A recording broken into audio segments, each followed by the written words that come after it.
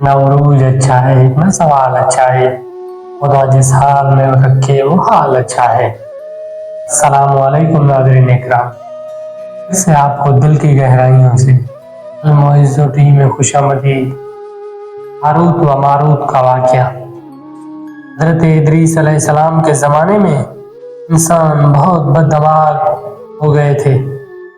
فرشتوں نے بارگاہ الہی میں عرض کیا کہ یا مولا، انسان بہت بدکار ہے اور یہ کفالت کے لائق نہیں، انہیں مقبول کر دیا جائے، یا کم از کم خلیفہ ہے اور وزیر ہم، تاکہ ہمیں ان کے بگڑے کام سنبھال سکیں۔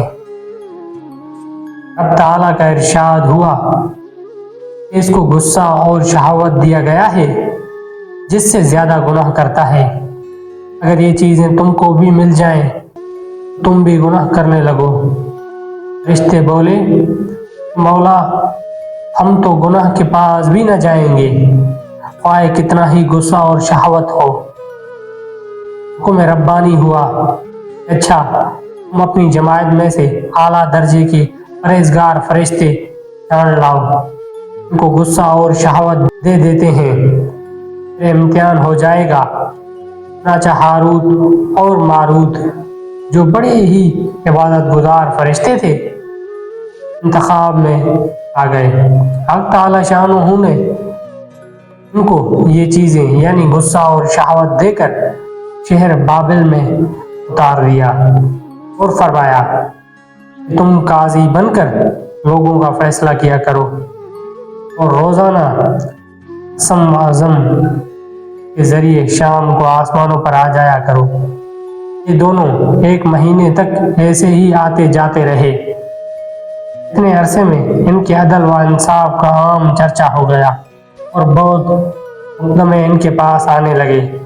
ایک روز ایک نہایت ہی حسین و جمیل عورت نے، جس کا نام زہرا تھا، یہ ملک فارس کی رہنے والی تھی، اس نے اپنے خاوند کے خلاف مقدمہ دائر کیا۔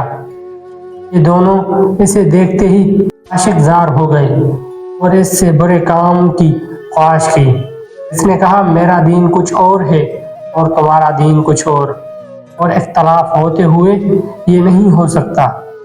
نیز میرا شوہر بہت غیرت مند ہے، اگر اسے خبر لگ گئی تو مجھے قتل کر دے گا، لہذا پہلے تو آپ میرے بت کو سجدہ کرو اور پھر میرے شوہر کو قتل کرو، پھر میں تمہاری اور تم میرے۔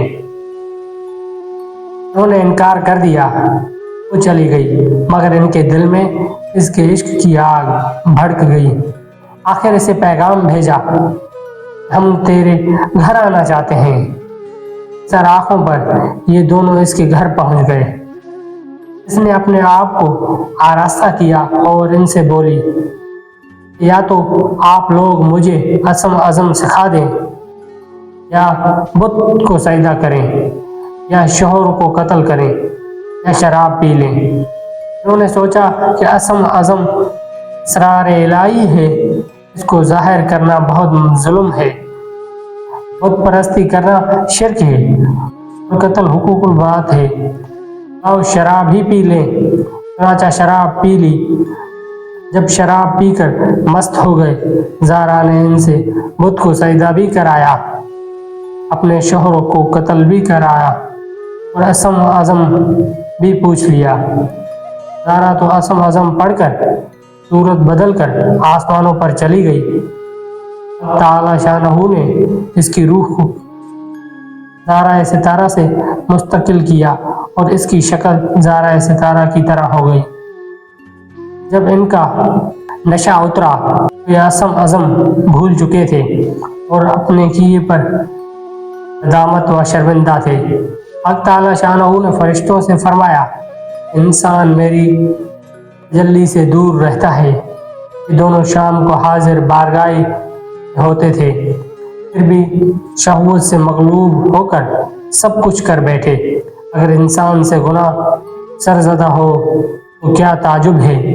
تمام فرشتوں نے اپنی خطاؤں کا اقرار کیا اور زمین والوں پر بجائے لعنت طعنہ کرنے کے ان کے لیے دعائیں مغفرت کرنے لگے۔